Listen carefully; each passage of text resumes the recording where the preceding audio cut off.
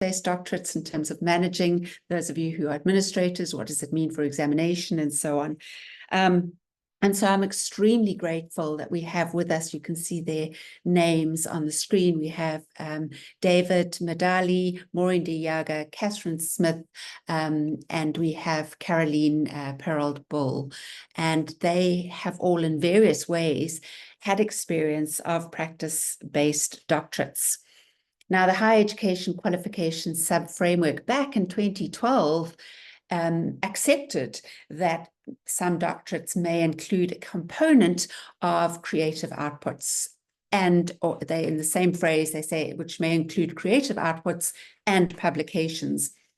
But while it's quite quickly became increasingly common to include publications as part of the PhD, the uptake of including creative outputs as part of the doctorate has been more slow, or at least it's happened more in pockets. And yet, I think that the rationale for including creative outputs as part of the doctorate comes from so many different angles. We hear a lot of our decolonial scholars arguing that the very linear formation of the text excludes possibilities of various knowledge forms. We have very rapidly shifting conceptions of how one should create knowledge and what forms of knowledge are needed, given the environmental degradation that beleaguers the planet, given the really intractable social inequalities. And so there's a call for sort of alternative ways of making knowledge to try and tap into some of these problems. There's also a call for shifts in representation of knowledge, as I said, with many people arguing that the linear text-based form of disseminating knowledge excludes some knowledge types, but also excludes participation by many people in both the knowledge creation process, but also in enabling learning from that knowledge. And so people are asking questions about what forms of knowledge representation are the most powerful, are the most engaging, are the most appropriate for the particular forms of knowledge that our students might be creating. So that's enough from me, because I am actually very much a learner in the room with the rest of you, and just hoping to take notes from our speakers today. We didn't agree on the order, so at the risk of being accused of sexism and putting the male first, but seeing as you are first on my list, David, I wonder if I can hand over to you. And each of our speakers are going to chat for about 15 minutes. They're welcome to share their screen if they've got a PowerPoint. I'll keep time. And if you've got any questions while people are talking, please make note of them or pop them in the chat bar. And we're going to open up for questions right at the end. So I didn't press record. Let me do that. I did promise that we would record this session. Maybe I've pressed record, Sue. It is recording. Oh, you have. Thank you so much. Right. So let us hand over to David. At the moment, we can just see your forehead, David. But maybe that. I'm sorry. There we go. Is that better? We can see your entire face. And can you hear me too? We can. Thank you.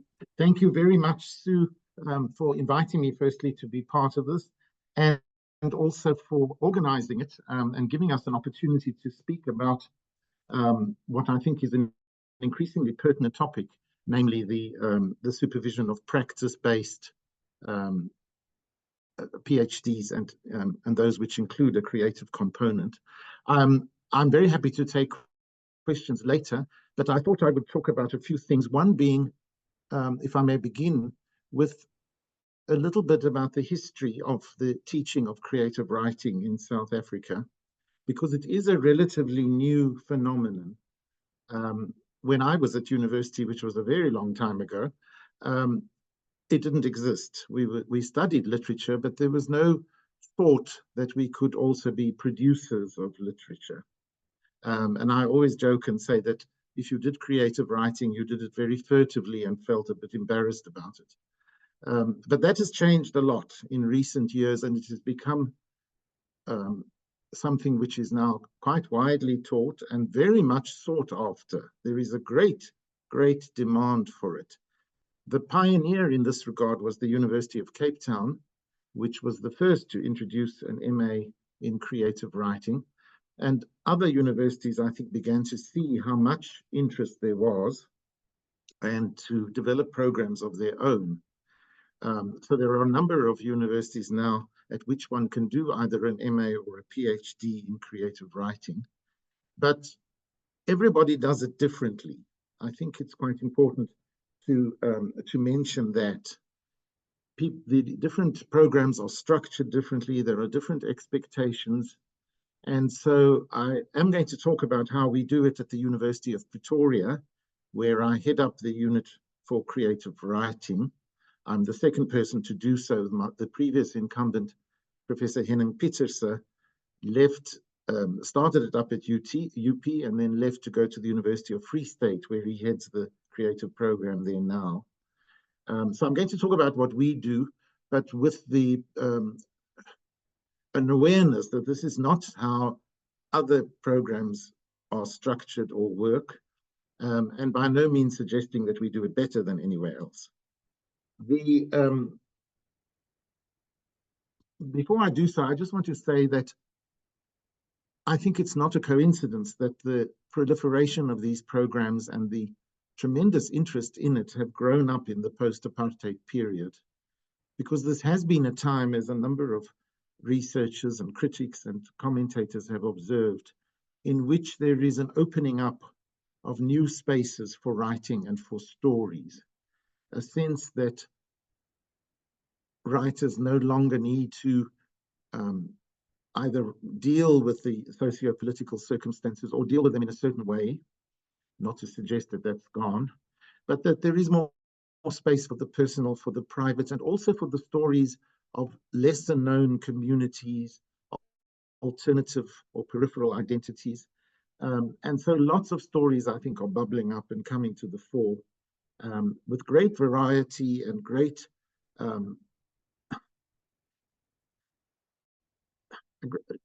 variety and lots of different voices clamoring to be heard. And to be teaching creative writing now is very exciting, because one is dealing with, or one is responding to this clamor of voices wanting to be heard. This doesn't mean, of course, that all the many people who wish to be admitted to programs at universities are necessarily accepted. And sometimes I have to say to them, you know what, you don't need a degree to write. You don't need a degree to write. But I think that having these degrees on offer gives it added status. It, as Sue was saying, it also means that it makes different kinds of research and different kinds of knowledge available and valued and recognized and seen. And that is, of course, a very good thing. The way we do it at the University of Pretoria is in some ways, I think, more onerous than some of the other programs require. I think we ask more of the students. We require from them not only a full-length creative work, which could be a novel, a volume of short stories, a collection of poetry, a work of creative nonfiction, a play or a few plays, depending on how long they are, screenplays. In addition to that, we require a substantial academic thesis, which is intended to be substantial, scholarly, proper research, but a work of limited scope in some way or other, and I can give examples of this later if people are interested, in some way or other related to the creative work. So we do not, for instance, as some universities do, require from them a self-reflexive paper to accompany the creative work. Our view is that they do not need to analyze their own writing. And some of them respond with some relief to that. I think people actually don't like to analyze their own writing. And also there's a kind of alchemy. there's a kind of alchemy, there's a kind of mystery about it, and one doesn't want to tamper too much with that. So I say to them, you don't have to analyze your own writing, but the thesis we write and which will emerge from that creative work will have certain, it will relate to it in some or other way, which is creative and interesting and supplementary. So I think it's more onerous, but I feel that the students emerge with an enriched qualification because they can say, I produced this full-length creative work, but I've also produced proper, substantial academic research. And in fact, some of the students have not only published their creative work or the creative component of that PhD, they have even published articles drawn from, academic articles drawn from the research component.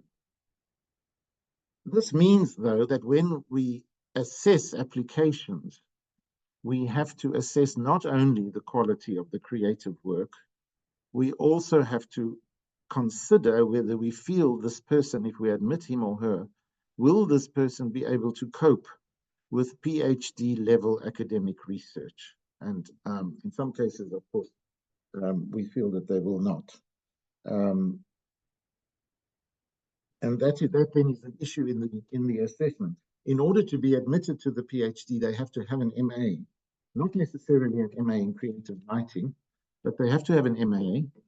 And then they have to undergo a selection process in which they have to submit a substantial portfolio of writing, in which to demonstrate the quality of the writing, and also to satisfy us that they will be able to cope with that research component. When we submit the PhD for examination, both components go to the examiner together, and the examiner assesses them together and submits a report discussing them both. And I must say that frequently we have found that the examiners comment very favorably on the relationship between the research and the creative component, on the synergy, if you like, seeing them as complementary, seeing them as enriching each other. Supervising creative writing is very difficult. Many people will not touch it with a barge pole, and in some ways I don't blame them, because it is very challenging, although I have to say that when it works, it is the most gratifying thing that I can there's nothing more gratifying when it works. But it is difficult, and I think it's difficult because the supervisor has to do a kind of a balancing act. On the one hand, one wants to give guidance. Of course, one wants to give guidance. That's what the student has come for. And give the student the benefit of one's experience and so on. But on the other hand, one doesn't want to interfere too much. I try very hard not to interfere, for instance, with the stylistic choices that the students make, or with their generic choices. I'm very honest with them. If quite a number have chosen to do science fiction or fantasy, and then I say to them, it's not my thing. It's not the genre I'm most interested in. You won't find me reading it for fun, but I will do my best to help you with it. So the attitude is not, this is what you should rather be doing, but rather, this is what you are doing. How can I help you to do it as well as possible? And in that, of course, help the student to make the creative work linguistically appealing. Because in the end, it's about the quality of the language. And one shouldn't even need to say this, but somehow one does, because it's so, to my puzzlement, this is so often not taken into account. When I read something, I don't just want to be excited by the subject matter. I want to be excited by the writing and the language. Sometimes people say to me, you know, it's not well written, but it doesn't matter. It's very interesting. And my response is, no, it does matter. Nobody would say that's such an interesting piece of music, not well played, but it doesn't matter. Or, you know, that's such a lovely painting. The sea, you know, the scene is so interesting. The brushstrokes are a mess, but no, it doesn't matter. In those other art forms, one would never, ever separate the technique from the subject subject matter or suggest that the technique is of lesser importance. And so it should also be with writing. So I always impress upon them the importance of language. And what I say to them is that language must be ambitious. Your language must be ambitious in the sense that it must reach beyond the mundane, the deadening mundane language. But it must not overreach itself, because if it is too flowery or too rich or too crowded, then that doesn't work either. So all these things make it very difficult, but they also make it, of course, very, very exciting and gratifying when it all falls into place. Some of the students I have found do need a lot of assistance with the thesis which we require from them. In some cases, there are people who did their academic, did their studies a long time ago, and have to get used again to doing academic research. So they sometimes need help and guidance with that. But my experience has been once they ease into it, they come up with something very, very interesting.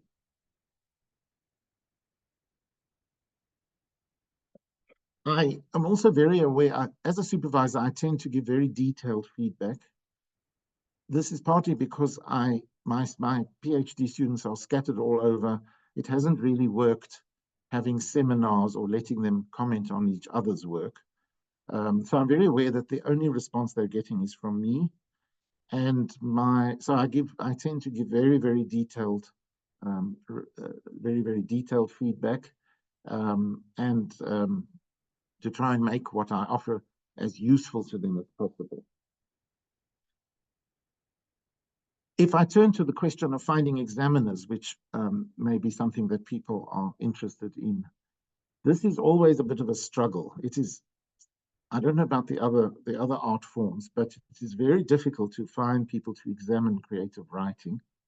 And when you consider that at the University of Pretoria, we need 3 examiners for a PhD and 2 for an MA, it can be quite difficult. In addition to this, our university insists that at least one of the 3 for the PhD must be a person from another country, which means that in addition to finding local examiners, I have to look in the UK, in Australia, in Canada, in the US, and this can be difficult. What I have done, and I don't know if this will work for everybody, is that although it restricts me in some respects, I have stuck always to people who are employed at universities, either currently employed or retired people from universities. This is partly because the University of Pretoria doesn't really like our appointing examiners who are not, who don't have university positions. It's not impossible, but it's quite a hurdle. But I have also found in my experience that if you use people who are not at a university, they sometimes have unrealistic expectations. Not always, but I find that they sometimes can be a bit harsh. The people who are employed at universities have a better sense of what you can reasonably expect. They are also better equipped to assess the thesis component, the research component. Ideally, these people are creative writers themselves, and I do exploit my colleagues at, for instance, the University of the Western Cape and so on. But they don't have to be. I have found that people associated, members of literature departments who are not themselves creative writers, but who have an appreciation for literature and for writing, can be excellent examiners. They really don't, in this case, have to be practitioners themselves. I forgot to add that the University of Pretoria was the first university to introduce a PhD in creative writing, as well as an MA. Some universities have followed suit. The University of Cape Town, as far as I know, interestingly, still keeps only to the MA, but the University of the Western Cape, Wits, Stellenbosch, and others also offer now the PhD in creative writing.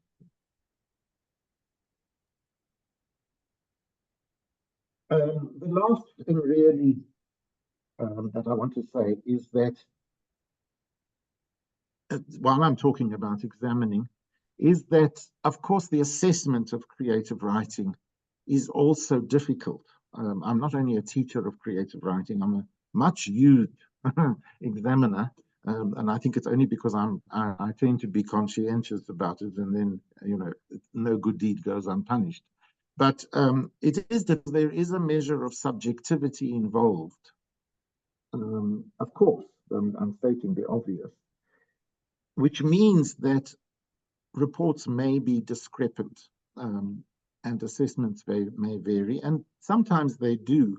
But actually, the surprising thing, if I look back at my students and the examining of their submissions, is that that does not happen as much as one might expect. There is often a significant degree of consensus in terms of what the examiners say. And that's quite gratifying too, because then it means that if the student does well, that there is consensus, that people, the examiners have agreed with me that this person was worthy of being admitted and has produced something important. Quite a number of my students, as in the other programs I mentioned, have gone on to publish their creative work. It has been an important feeder for the publishing world, and that is also, of course, I mean, that's ideal. It doesn't always happen, and it's not easy to get things published, but when it happens, it's also very exciting. What they write resides with the University of Pretoria. They have the copyright, but if they have found a reputable, in other words, not a predatory publisher, and if there is a contract in place, the university will cede copyright to the student in order to publish the creative work. And I think I'm going to stop there, Sue, if that's all right, and take questions later if people have them. Thank you so much. Perfect. Thank you so much, David. Really appreciate your insights. And I'm sure there are questions, and we're going to take those at the end. So we're going to move right along to Maureen. As you saw earlier, Maureen de Jager is in the Fine Art Department. She's the head of department and the deputy dean at Rhodes University. Maureen, I don't know if you wanted to share your screen. I do. Thank you, if I may. Go ahead.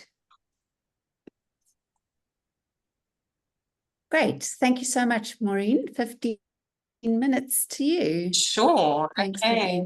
Thank you very much. I think by way of introduction, I completed a PhD in fine art through Kingston University in London in 2019.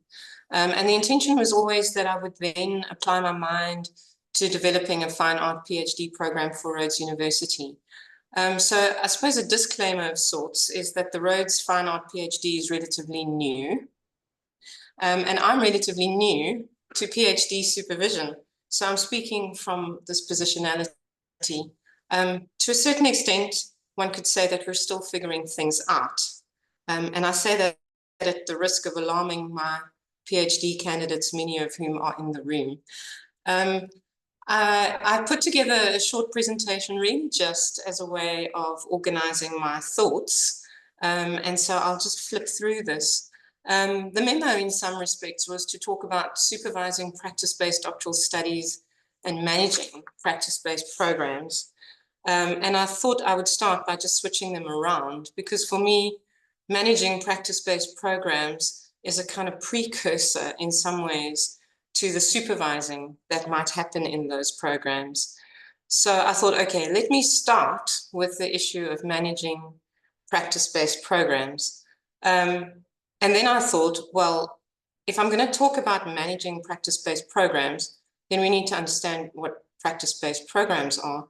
And to understand what practice-based programs are, we need to interrogate the term practice-based. So it's kind of like zooming right down to the nitty-gritty of what practice-based actually means. And I say that because I think, as most of us know, there's a plethora of terms floating around: practice-based, practice-led, practice-as, practice-related, studio-based, art-based, etc., etc. And all of these terms mean something slightly different, but the definitions are slippery. So people also use these terms in slightly different ways. People talk about research on practice, research for practice, research through practice, research in practice, and it becomes a bit of a minefield. In essence, I use the term practice-based in the way that Linda Candy does. So Linda Candy's oft-cited definition is that practice-based research is an original investigation undertaken in order to gain new knowledge, partly by means of practice and the outcomes of that practice. In a doctoral thesis, claims of originality and contributions to knowledge may be demonstrated through creative outcomes, whilst the significance and context of the claims are described in words. A full understanding can only be obtained with direct reference to the outcomes. And I suppose a few key takeaways from Candy's quote are the notion of partly by means of practice, but also that actually knowledge could be demonstrated through creative outcomes. So these are the things that are kind of quite critical to me. And of course, Candy's definition then aligns with the EQPE, which Sue referred to a little bit earlier, and which I think we're all also reasonably familiar with.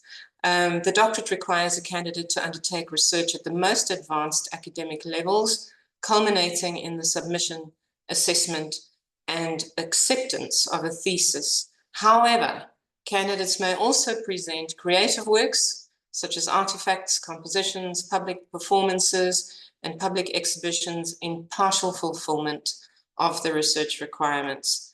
And of course, the EQPE, it kind of gives with one hand and takes away with the other, because it says, yes, we can allow creative work, but in partial fulfillment. So that's kind of where we're at in terms of the broad picture. Practice-based programs. So we kind of like having unraveled the word practice-based or the term practice-based a little. We can then kind of broaden it out again and say that practice-based programs may therefore include the presentation of creative work, such as artifacts, compositions, etc. But there are also a number of different ways in which creative artifacts can be included.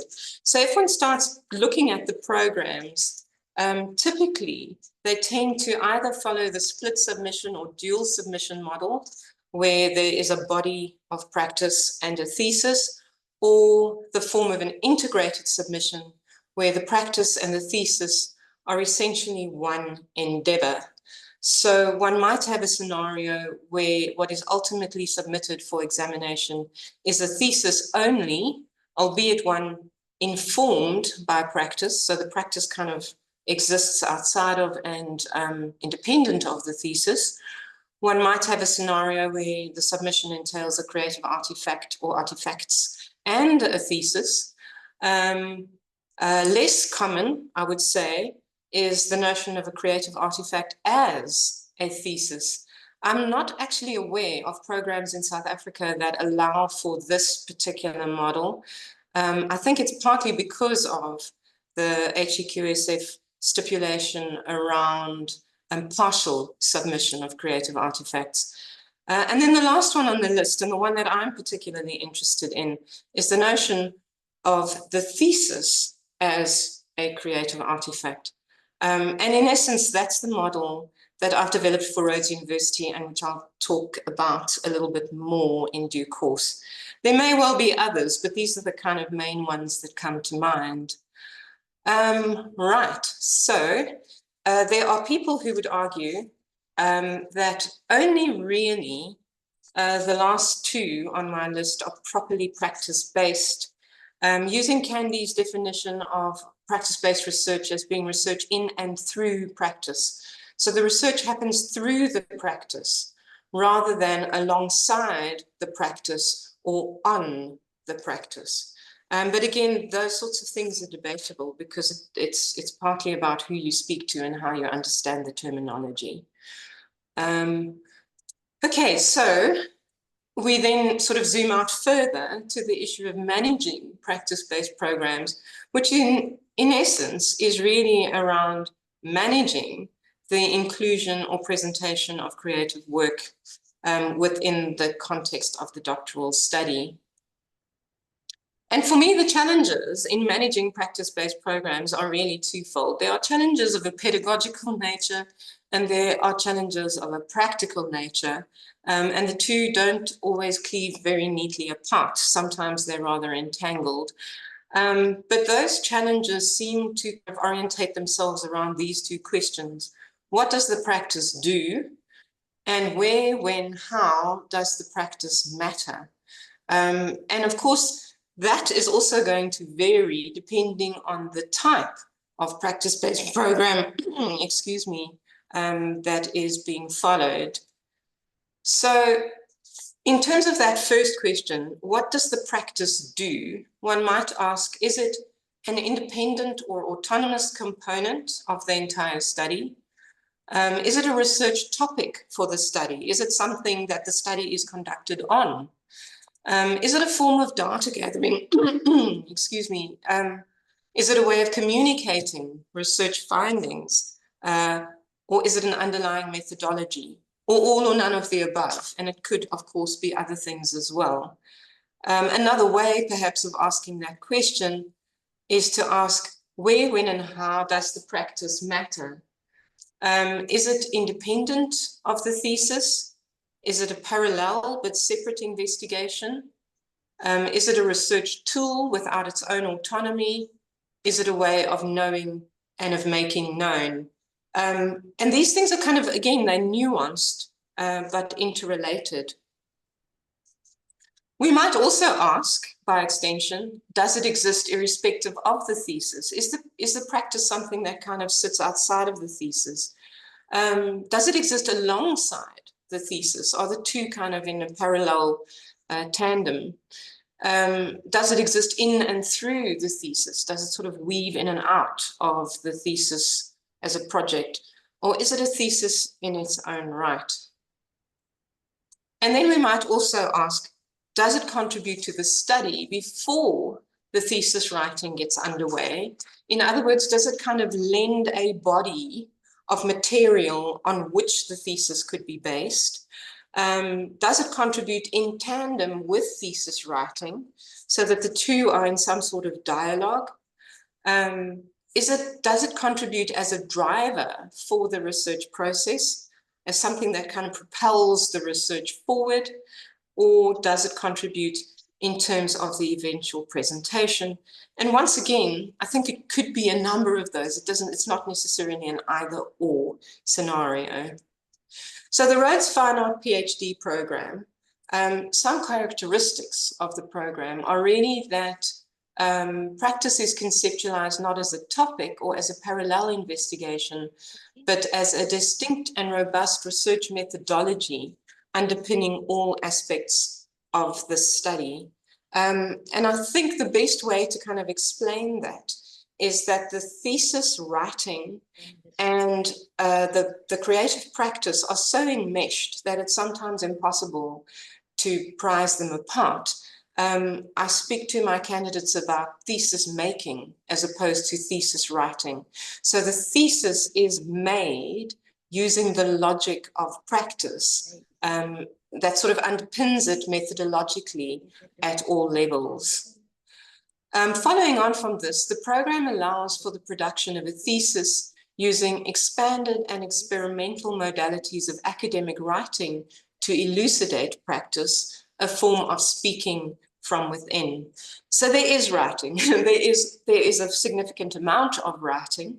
And as with academic writing in a conventional text-based thesis, the writing needs to do certain work to contextualize the practice, to identify the research area, to elucidate the contribution to knowledge, and so on. But instead of having a scenario where the candidate needs to step outside of their practice and sort of adopt the voice of a text-based researcher to write a conventional thesis, the candidate elucidates their practice from within the space of practice. And that can be done using expanded and experimental modalities of academic writing. And I suppose logically then, the thesis is resolved using modalities of practice as a critical creative artifact in its own right. So the thesis itself doesn't necessarily need to be a conventional A4 document in Times New Roman, font size 12, with 2.5 margins or whatever the case may be.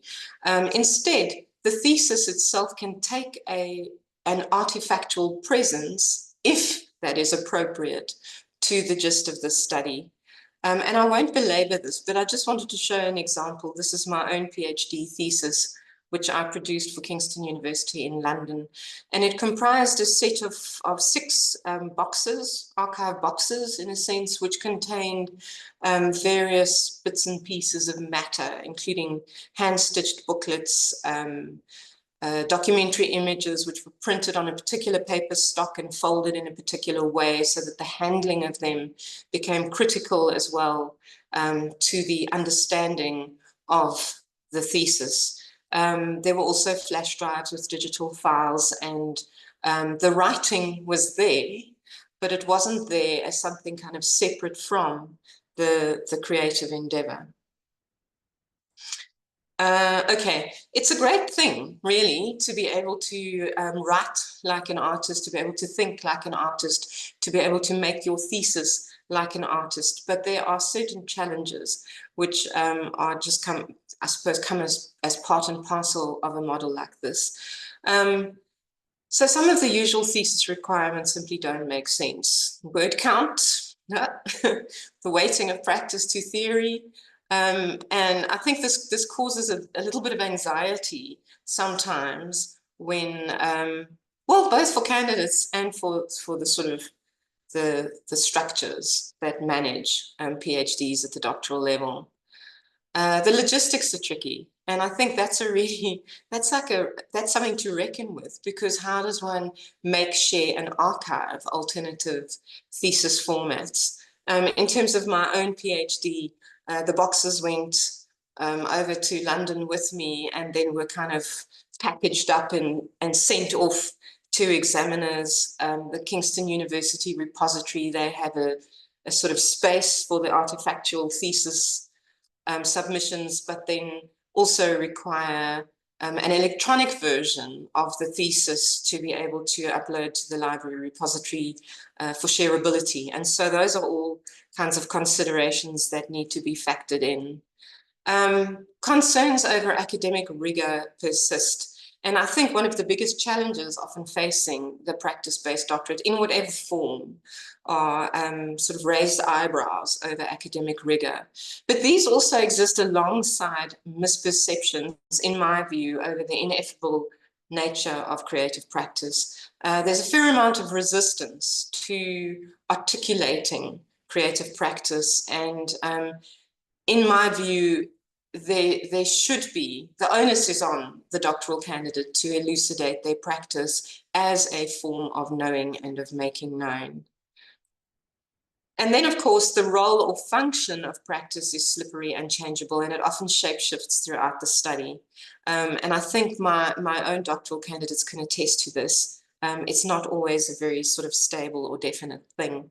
It can operate in different ways at different times. Which then leads me very quickly and briefly to the second part of the memo, which is in a sense the supervision of practice-based doctoral studies.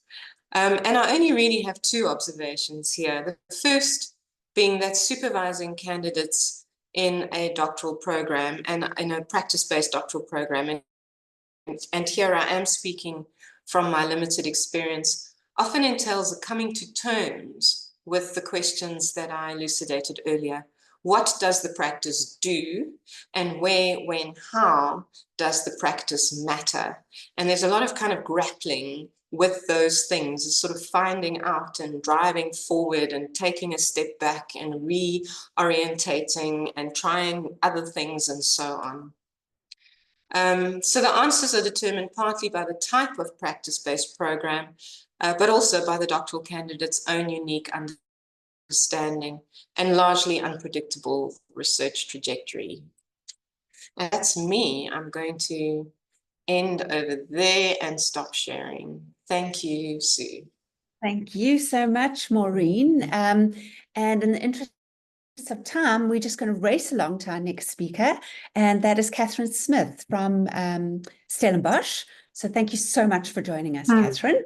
And if you want to share your screen, you want to do so. But otherwise, we're just going to launch into your 15-minute slot, and then after the fourth speaker, we'll then have our questions. Thanks, Sue. Thank you. And thanks for the invitation.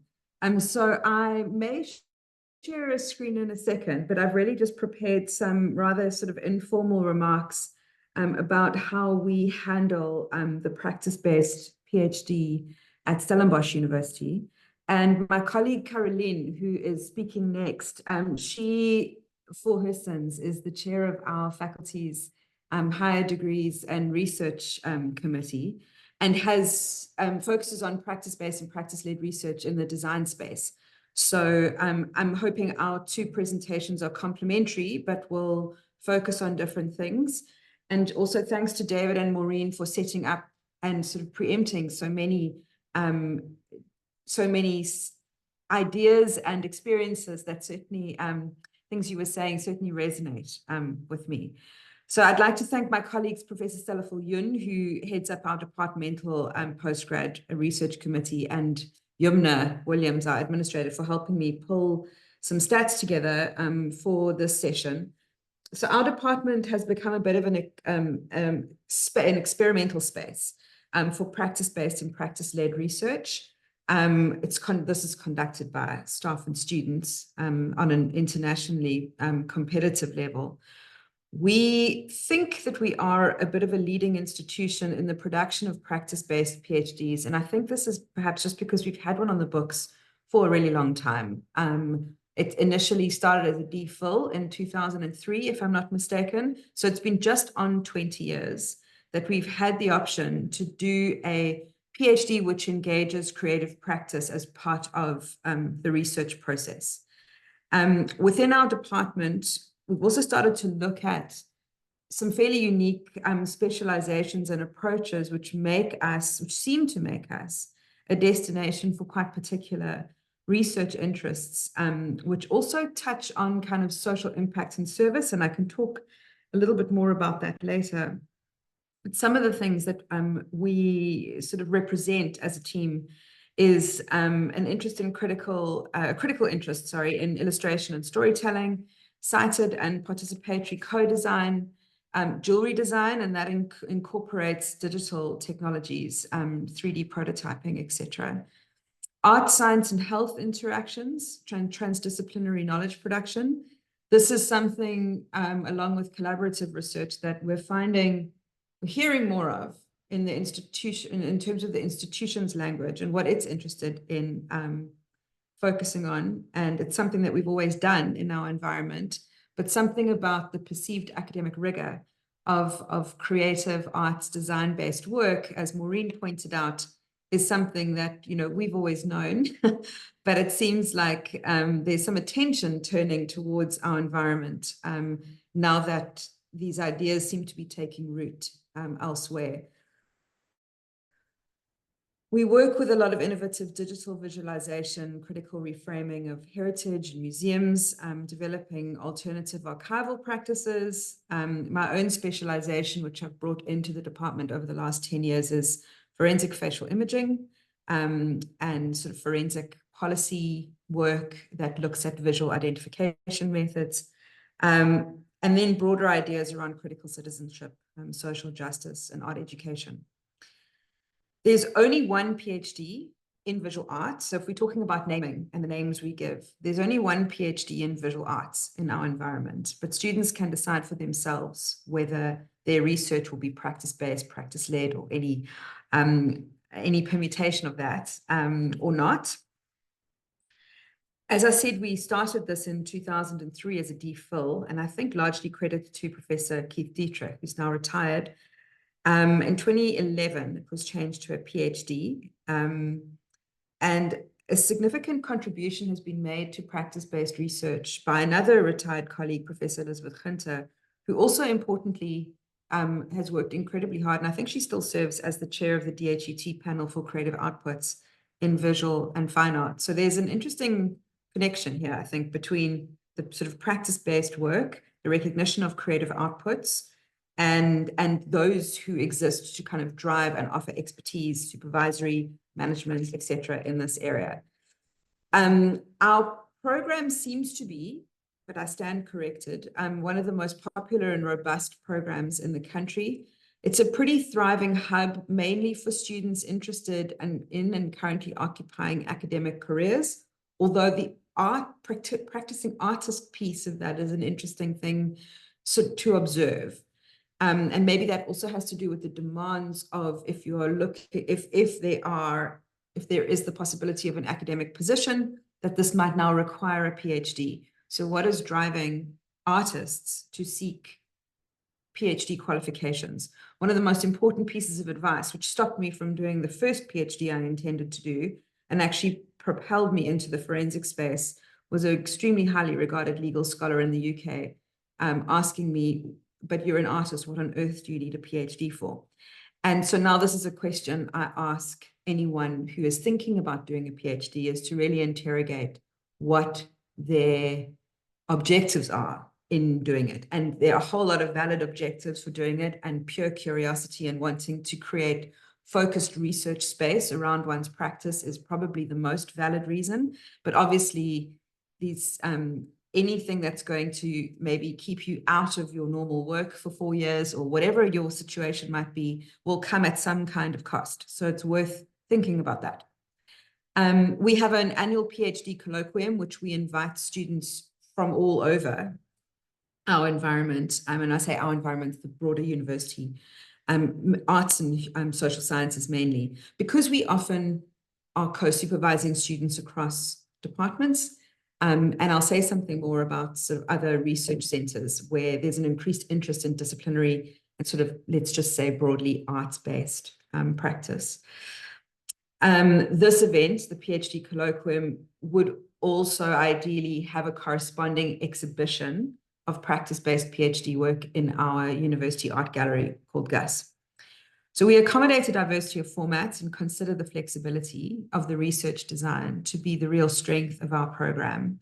However, we are alive to the fact that having a single degree name would potentially creates an issue. It's been raised in our recent external review, of which Maureen was very much involved. And one of the things is that a PhD in visual arts, what does that mean? And if someone is, say, applying for a job in an art history department, and they've done the PhD in visual arts, regardless of the thesis type or the subject focus, the naming of the degree PhD in visual arts may exclude them from being eligible from certain more theory or art historical, art history-based posts. So we currently have 22 registered PhD students in visual arts, and a number in the pipeline, so that's in the kind of admissions process. And of these, about 8 to 9 are practice-based.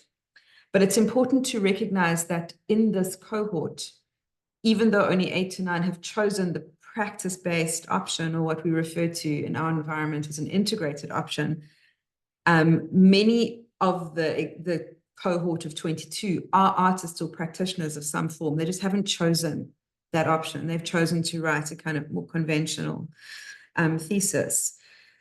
I was actually thinking, I was really curious to see if the PhD by publication, which is something else, another form of PhD, which is offered by the university, could exist for practice-based work.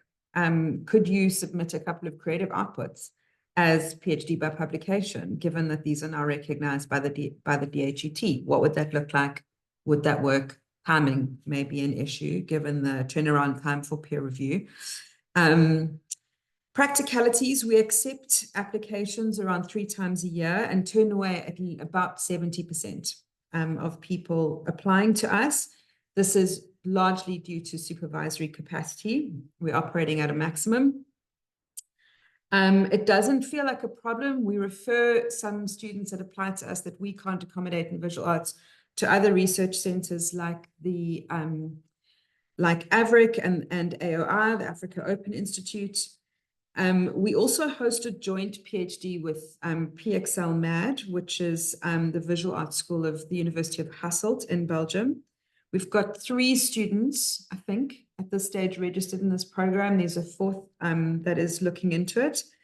This is an interesting sort of bilateral joint degree program because essentially a student gets an international, a qualification that involves an international institution, but with at local fees. It only accommodates practice-based students who are jointly supervised by lecturers from both universities. It grew out of a relationship established between our jewelry design division and the jewelry and object design division at PXL MAD. And our 2 schools or departments have really, really good parallels in terms of the disciplinary specializations and approach, etc. So I think that's what really sort of fostered this, this relationship, which also accommodates staff and student exchanges since 2016. One of our current colleagues, jewelry design lecturer Joanie Groenewald, is involved in this bilateral PhD program, and she'll be submitting very, very soon. What we have learned from that process is that the management of the assessment process is pretty onerous and involves so many people. But that has to do with what our institution demands in terms of assessing the PhD and what that international institution demands in assessing the PhD, and both of those have to happen. Depending on how this works, we also have been thought possibly expanding the joint degree program to MA level. And I mention that only to flag the issue of pipelines into practice-based PhD programs. How do we set students up for this? Just a couple of points to end off. I have no idea how long I've been speaking for, but these are the kind of key things. Supervisory capacity is a major crunch point for us. Those of us with PhDs who can supervise manage 2 to 4 students simultaneously, some full supervision, some co. Those staff without PhDs can, and if it's a practice-based approach, can advise and contribute to the practical component. But the person who's kind of lead supervisor obviously needs to have a PhD. We supervise across departments and research centers. So some of us are co-supervising in philosophy. I've advised students in ancient studies. I personally do a lot of work in anatomy. So I sort of work across faculties there, Faculty of Medicine and Health Sciences. On average, and this was quite an interesting thing, on average, our postgraduate cohort from honors and illustration through to PhD visual arts has more students than our first year visual arts cohort. And I mention this because a key limitation within our program is that really untenable staff workloads in undergraduate programs generally inhibits our throughput rates and our supervisory capacity. But we can't justify not taking on high numbers of postgraduate students due to pressure to increase our income via subsidy revenue. So that's a little bit of a double-edged sword there. Experienced staff retiring is a major issue which we're currently experiencing. There's also an increased interest in interdisciplinary arts or arts-based methods, or any combination of these phrases that you can think of from other disciplines within the humanities. And sometimes students want to register there, but there's no supervisory capacity with sort of practical making experience. And we worry about that a little bit, sort of in terms of the claims that are made for the type of research that's being done and then how that's actually being supported.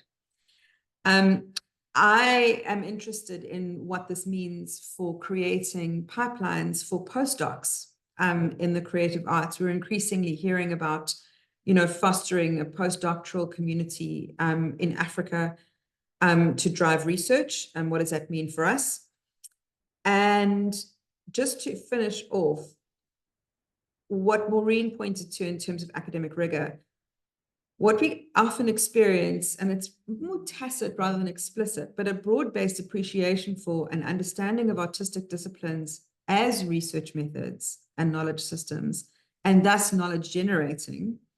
The kind of knowledge they generate is another conversation, but how this translates into the balance between the practical body of work and the thesis itself, with commensurate reduction in expected word count for the written component. Because often what we're finding is that students who are doing integrated work in our environment, in art and design, end up doing double delivery. They're delivering an entire body of work and they're delivering a full thesis. And this doesn't strike us as being particularly fair.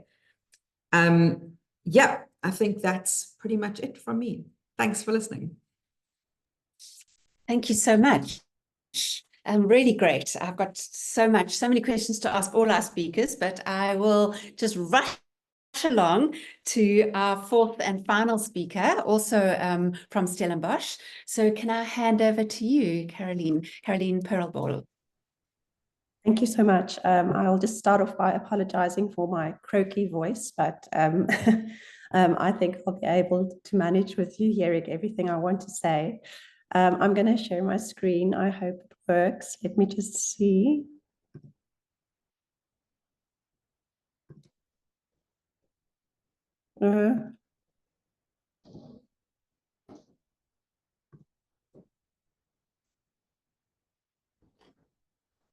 No, it doesn't want to let me share my screen. I must first go through a lot of settings, which is a pity.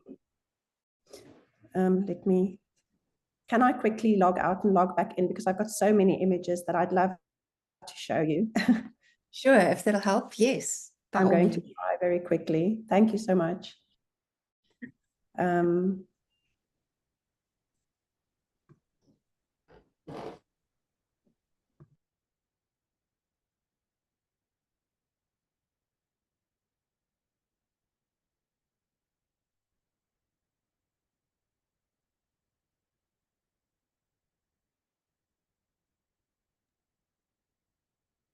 There we go.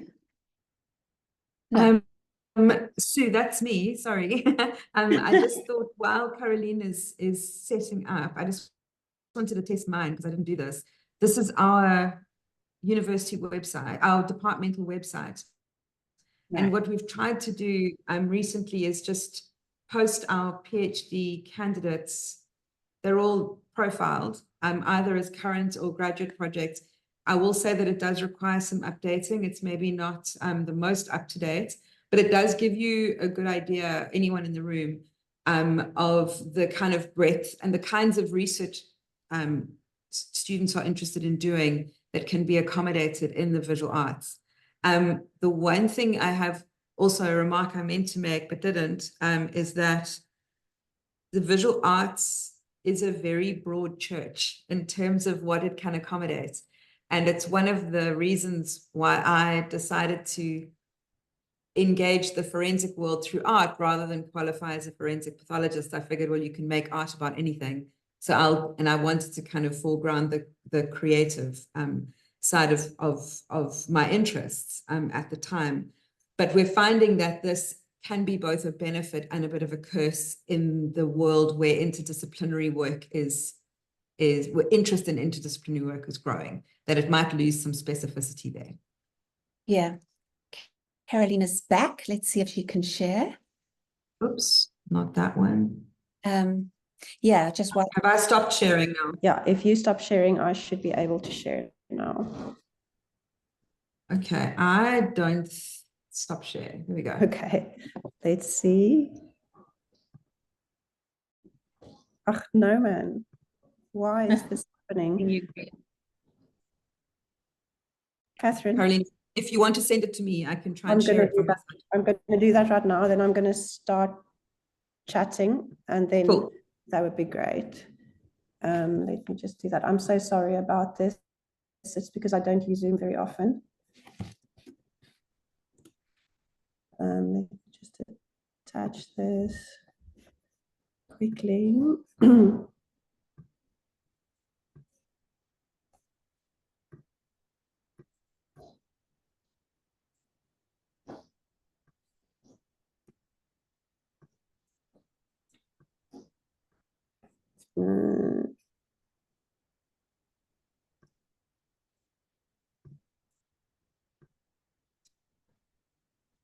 you want to try and do something quickly, it like never works now. Yeah. Which part? Well, there.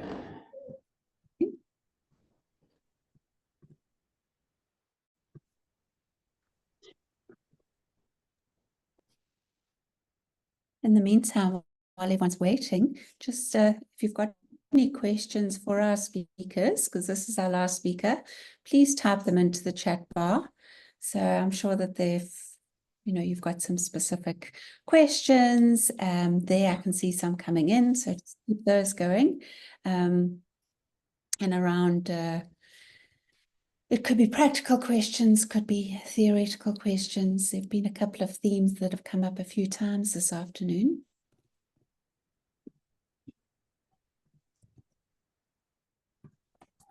Okay, Catherine, I shared a Dropbox link with you on WhatsApp. Right. So I'll start. Hopefully by the time I need to, Catherine will be able to share her screen. Catherine already mentioned that I come from the visual communication design side of things.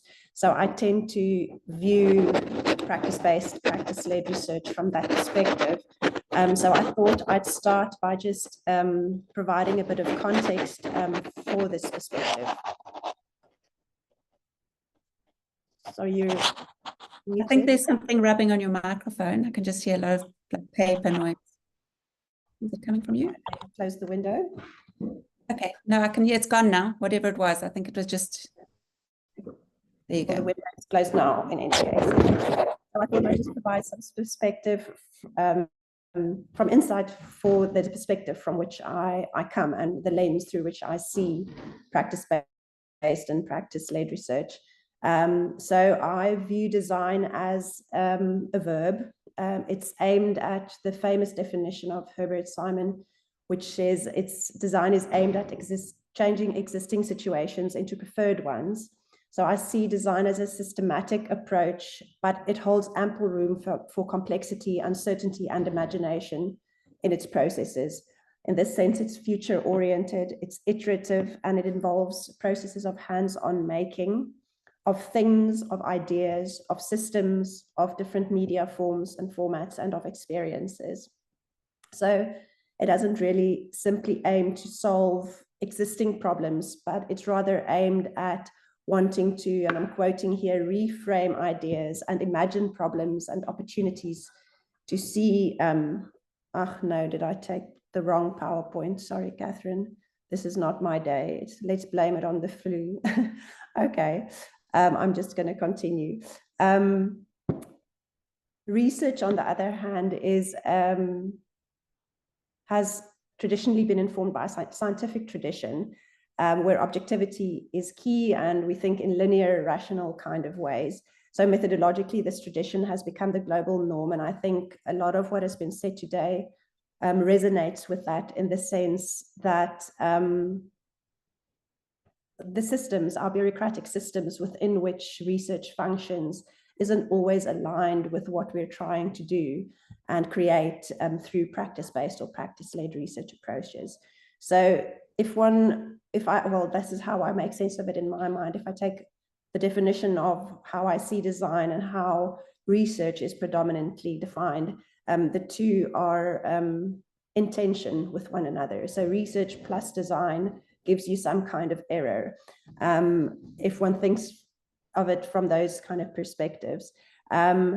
So I draw specifically from two concepts when I think about practice-based and I always say practice-based / practice-led research, and this resonates with something Maureen has also said in terms of the slippery definitions. There are so many different terminologies that are used.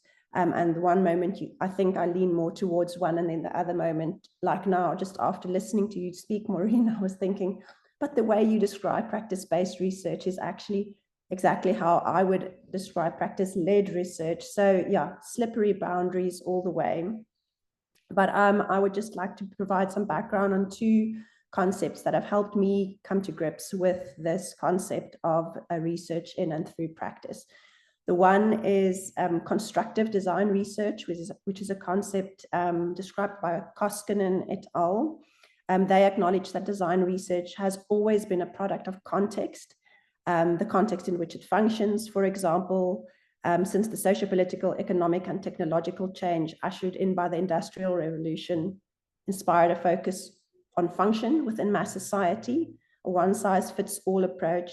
The design methods movement of the kind of 60s deemed the aim of design research to describe natural and human rationalities, but that changed as our context changed, as our society became more networked from a design perspective. Focus became more on co-design and human-centered design, etc. And then within the 2000s, with the speedy development of information communication technologies, focus has increasingly been on the actual design practice, the practice of making as the method, and the experiences that engenders. And in that sense, Maureen, you spoke quite a bit about Candy's definition of practice-based research. I'm going to touch on a more formal definition of practice-led research, which I feel resonates quite strongly with this notion of constructive design research as well. So Carol Gray provided the first definition of practice-led research in 1996. And she described this as, and I'm quoting again now, firstly, research which is initiated in practice, where questions, problems, challenges are identified and formed by the needs of practice and practitioners. And then secondly, that the research strategy is carried out through practice, using predominantly methodologies and specific methods familiar to us as practitioners. So based off of that definition, for me, practice-led research, your practice becomes your methods in some sense. And this may then lead to insight about the practice itself, or about the context within which you are working, or about the phenomena you are exploring. And as with constructive design research, the focus remains on action and process. And I think this is where, once again, I'm going to try to quickly copy the right file and send it to Catherine, because I want to show you some examples, which I think could be quite nice to end off with, since it might lead nicely into questions.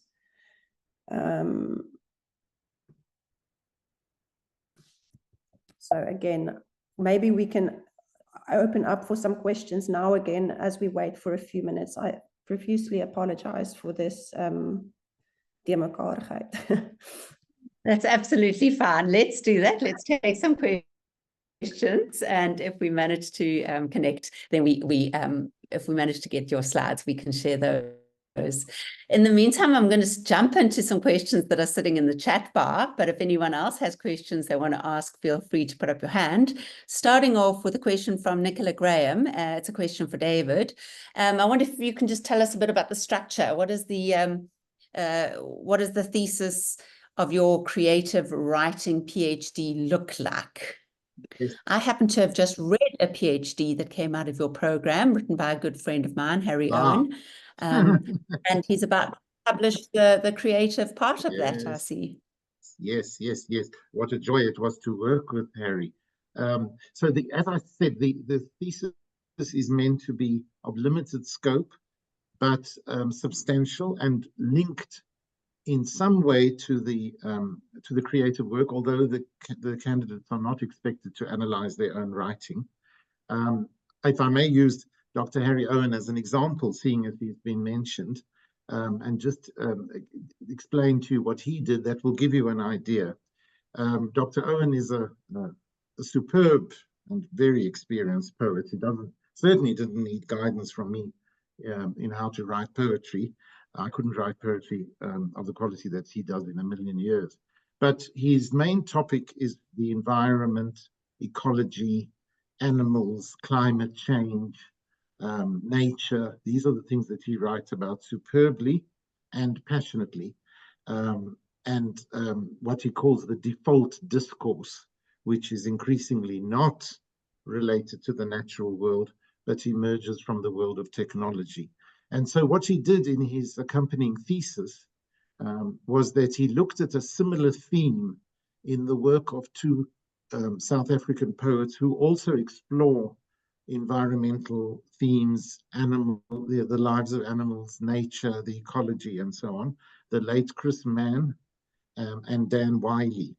And he analyzed a number of their poems using ideas of eco-poetics and so on, comparing them, finding similarities, finding differences. And the examiners were very easily able to see how much these poets had in common with Harry's own practice, and to see the links between the thesis and the creative work without it having to be spelled out more explicitly.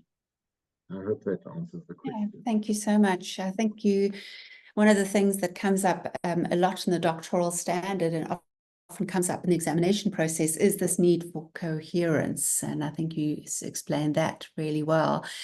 William, I see you've got a question for Catherine.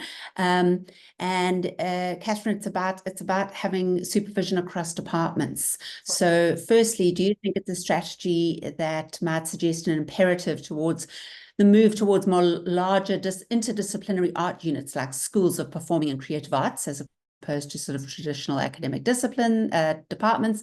And secondly, what kind of employment prospects are there in discipline-specific departments for candidates whose PhD work sits between the disciplines? And I think you did touch on that slightly. Put differently, he says, would you employ someone who did a PhD between music and arts to do sound installations in your visual art department? Thank you, William. These questions are great and probably need their own seminar. The first part, I don't know if there's an imperative to move towards these larger interdisciplinary arts units like schools. I am interested. It has obviously come up in our environment, but I am curious about where schools have been established, what have been their perceived successes and challenges. When I've had sort of anecdotal feedback from colleagues, there has been a kind of, I think the jury is out on whether these schools meet the expectations in reality. So it's a little bit like the difference between theory and practice sometimes. You know, as much as we in the visual arts department speak to our program as being integrated, there are real challenges to integration, even within a single environment. So often I think these sort of ideas around this sort of, you know, interdisciplinary organic flow is more utopian than reality. And, you know, I think if we weren't burdened by so much bureaucracy and administration, the admin creep within higher education institutions, maybe that would be different. I'm not sure. I'd be very curious to hear what other people involved in sort of management at higher education, management and teaching simultaneously have to say about that. And what are the employment prospects? That's really interesting. I mean, I think just across higher education in general, I personally, and this is speaking entirely for myself, would love to see a move towards more interdisciplinary, there's that word again, focus. So in an ideal world, if I was choosing and could make an executive decision, I would certainly hire someone in a visual arts department with a PhD in music and art. Now, what I will say about this is that when we are doing supervision across departments, the students are still getting the PhD in the primary field. So that's how we talk about it in our world. And there we have some research centers which at Stellenbosch University, which can't confer degrees themselves. So they need to align with another academic department. So the student will get the degree in English or in psychology or in visual art in this case. But where we see the benefit of the students' research interests being supported by one or more disciplinary fields, then we try and choreograph. that interdisciplinary or cross-disciplinary supervision.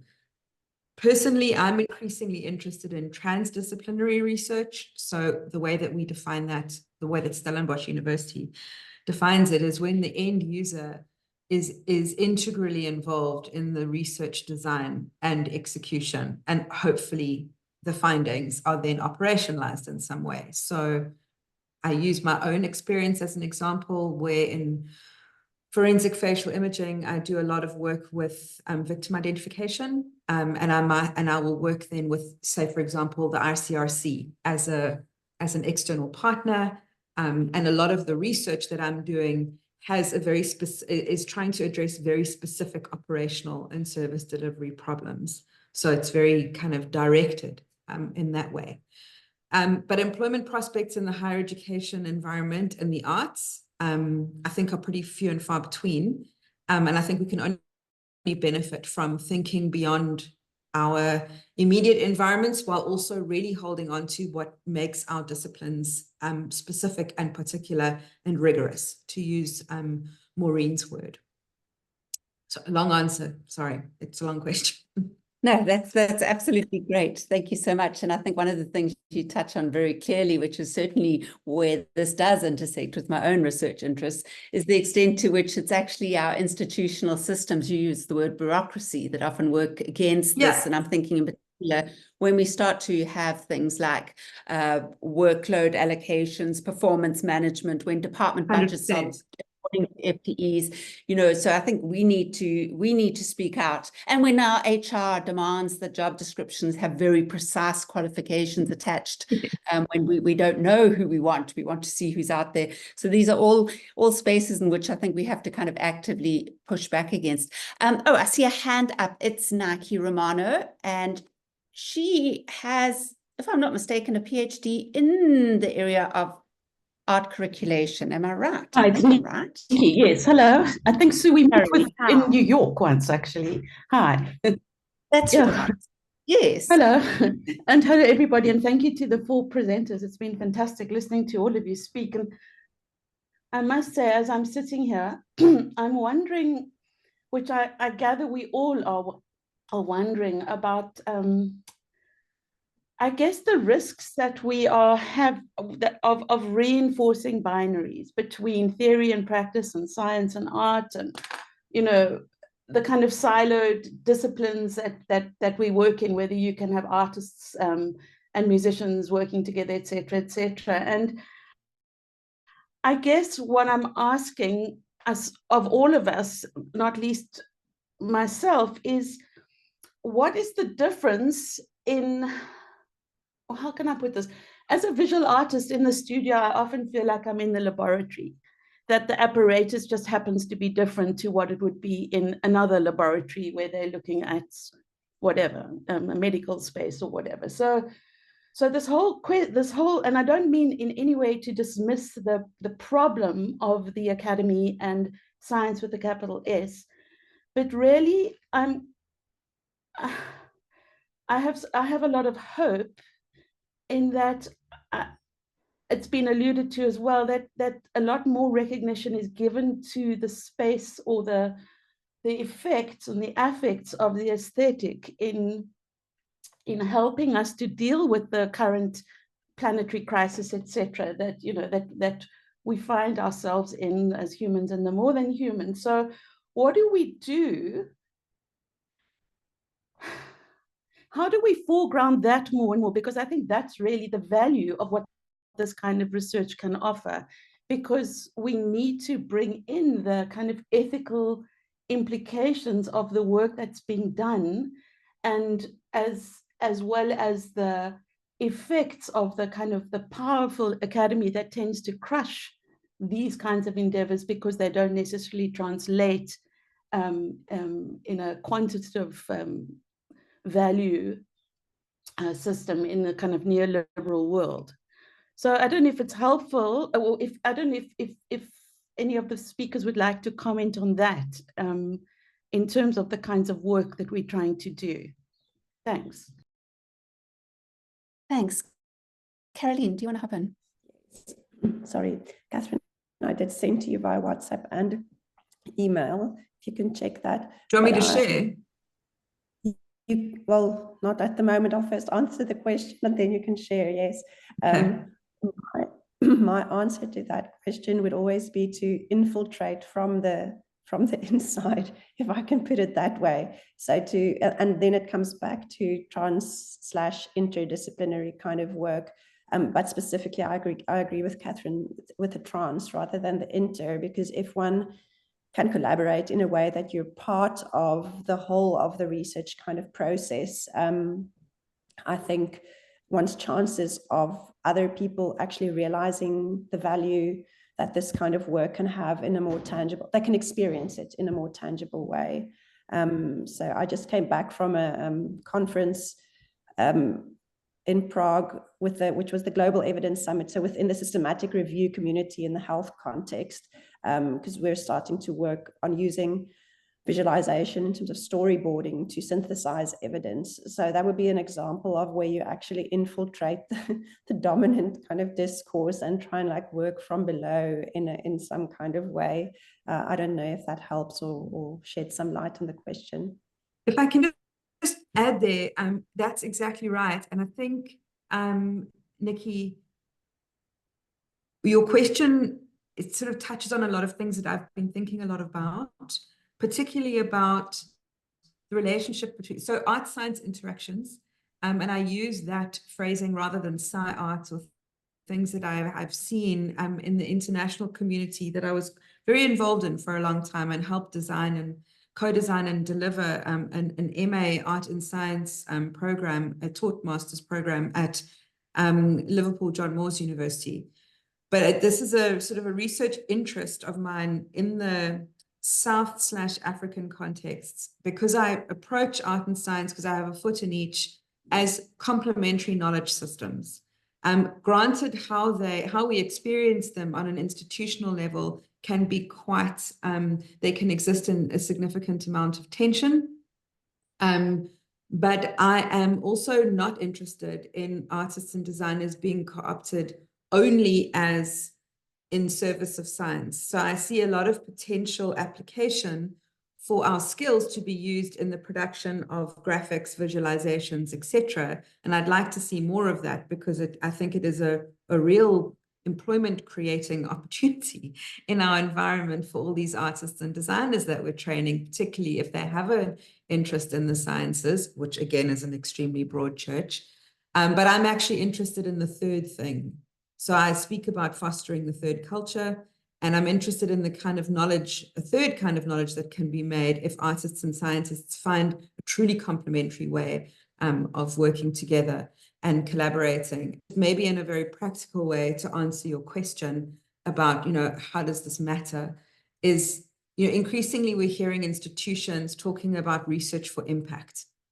And I'm interested in this idea of impact and what this actually means, and trying to approach it in a way that is truly productive and quite optimistic rather than cynical, because we know what's driving, that impact. But I think if we're working in a really impactful way, art is an incredibly impactful thing.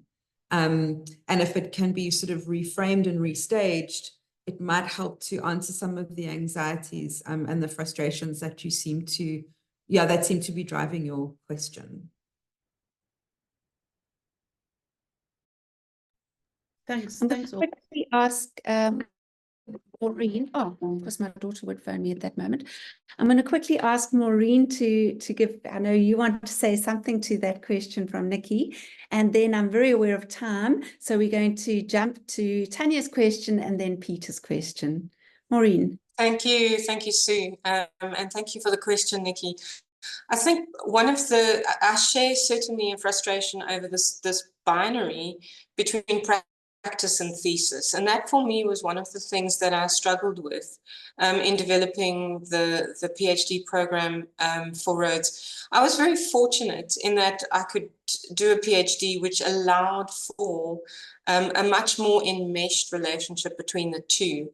And so I think my intention, in a sense, has been to try and allow for a much more homogeneous experience where instead of stepping outside of practice to write on practice, one can inhabit the space of practice and produce thesis from within that space. So it looks different, it feels different. It's a much more embodied way of engaging with the resonance of one's research.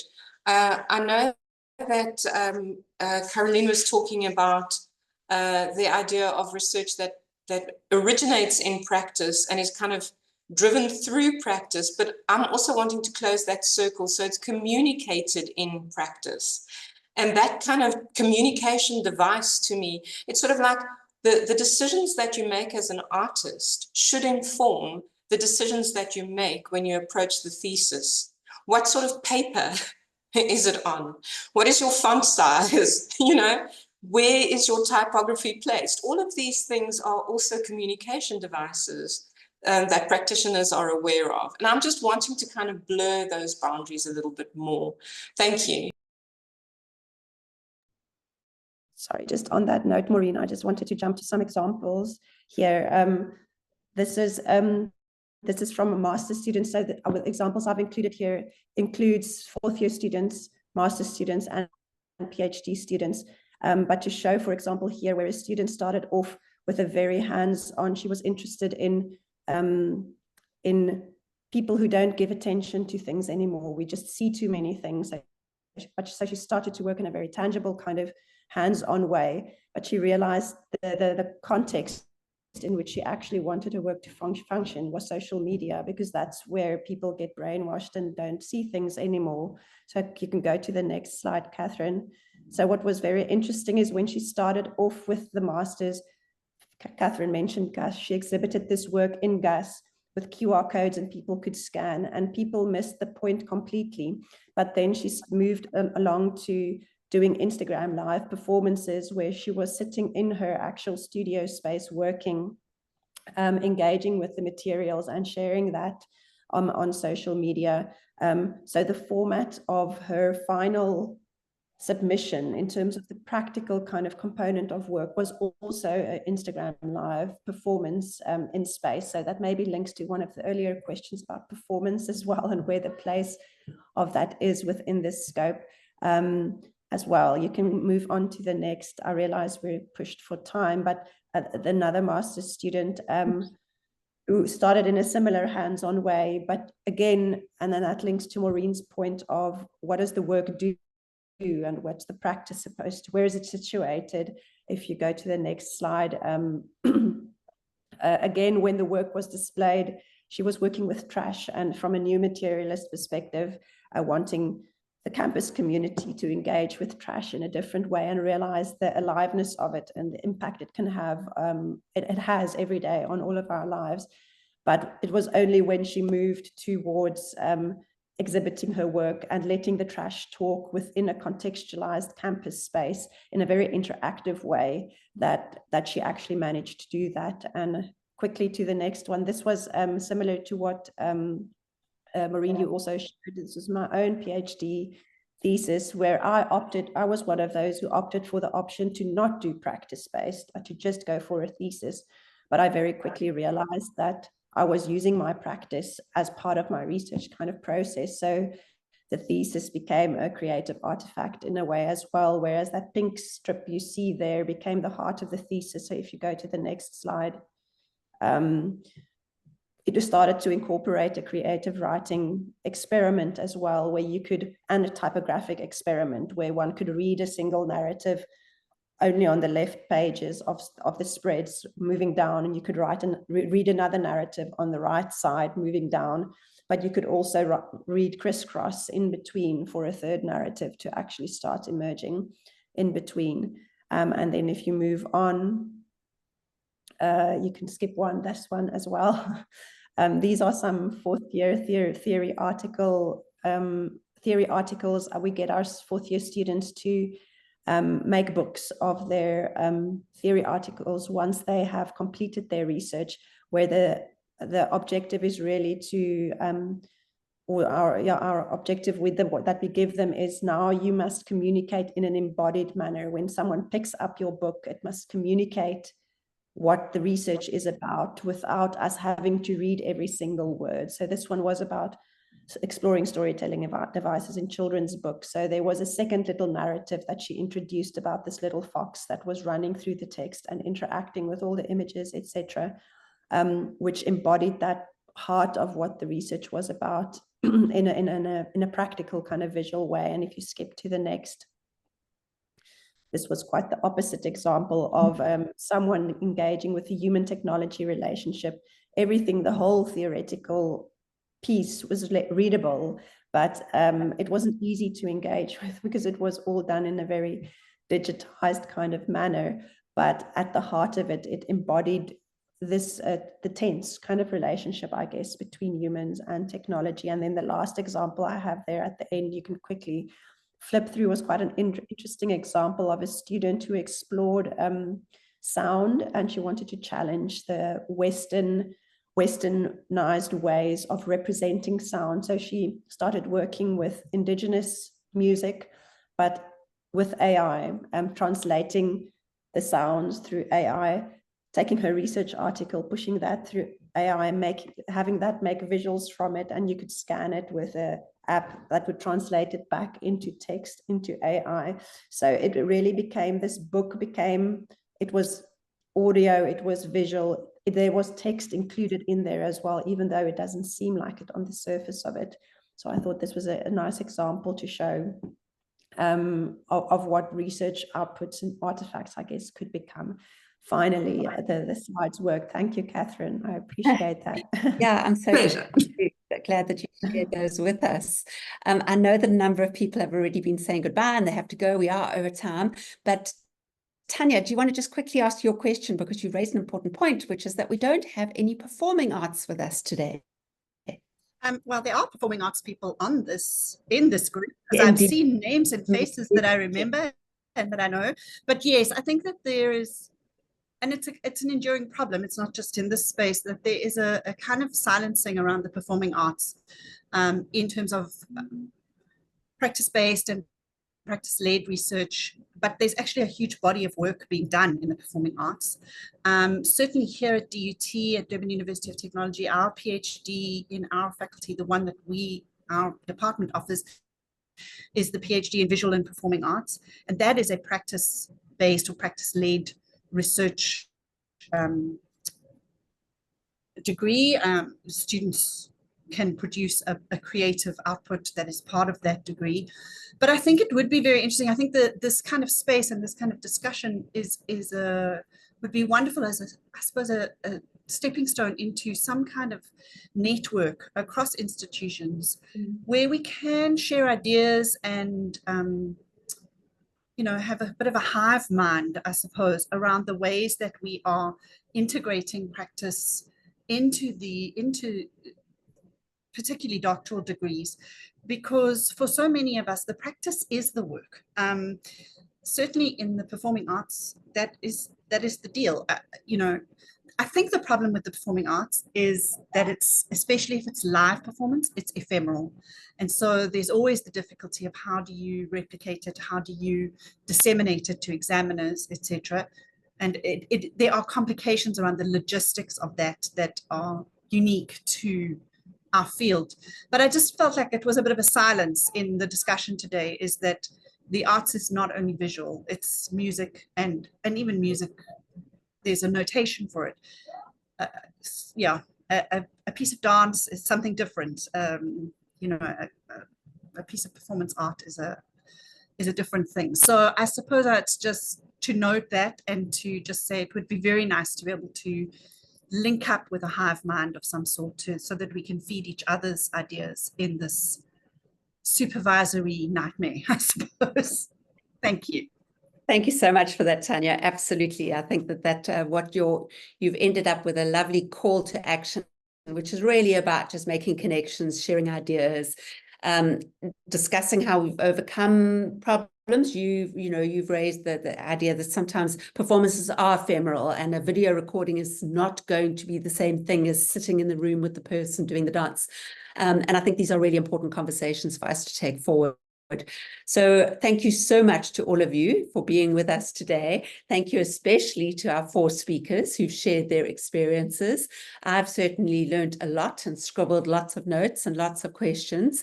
And yeah, just thanks for your company. The next EQPE seminar is going to be on the oral exam, the VAVA, which some universities already have at doctoral level, and it looks like most universities will be having. But let's not leave this conversation around practice-based, practice-led postgraduate studies, and try and find spaces to connect. I'm seeing lots of agreement, so I'm hoping that a few of you are going to put your hands up and say, it's me. I'm gonna call together this hive mind. I'm gonna make some kind of virtual or real space for it. Thanks again, everyone. Keep well.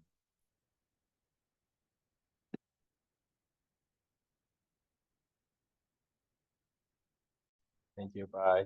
Bye, everyone. Bye, everyone. Thank you. Bye.